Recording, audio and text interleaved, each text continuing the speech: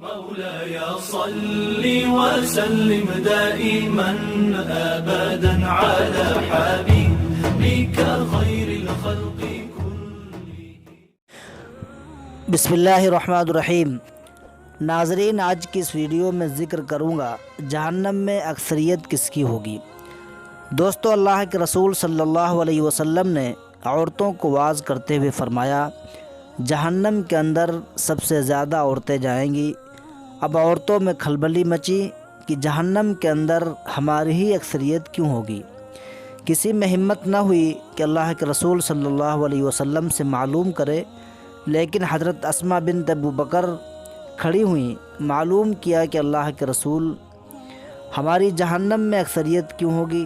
آپ نے ارشاد فرمایا کہ عورتیں اپنے شوہروں کی ناشکری بہت کرتی ہیں اور ہر ایک دوسرے کی بہت غیبت کرتی ہیں.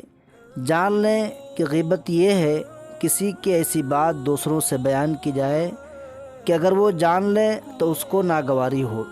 دوستو، جس طریقے سے ایک دوسرے کے پیچھے پیٹ عیب بیان کرنا غیبت ہے، ایسے کسی کے عیب کو نقل کرنا بھی غیبت ہے. دوستو، آج کے ماحول میں ہر ایک غیبت کے گناہ میں شامل ہے، کیونکہ کوئی شخص اس کو گناہ نہیں سمجھتا ہے، اس لیے ہمارے لیے کرنا آسان ہے. اس لیے اللہ کے رسول صلی اللہ علیہ وسلم نے فرمایا کہ عورتوں کی اکثریت اسی وجہ سے ہوگی. اللہ تبارک و تعالی ہم سب کی غیبت سے حفاظت فرمائے. دوستو، اگر ہماری ویڈیو پسند آئے تو ہمارے چینل گولڈن ہسٹری کو سبسکرائب کریں. شکریہ.